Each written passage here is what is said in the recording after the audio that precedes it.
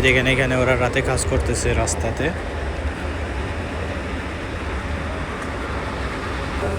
ওদের ঘন্টা কম হলেও 250 থেকে 300 ক্রোনার মতো পড়বে, যেটা আমাদের বাংলাদেশি টাকায় 3.5 থেকে 4,000 টাকার মতো হবে।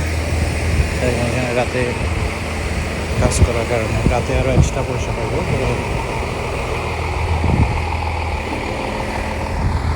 ওরা যে রাতে কাজ করতেছে তাদের কিন্তু এক্সট্রা টাকা আসবে, ধরেন আরও 35 ক্রোনার থেকে 50 ক্রোনার মতো বা আরও বেশি আসতে পারে।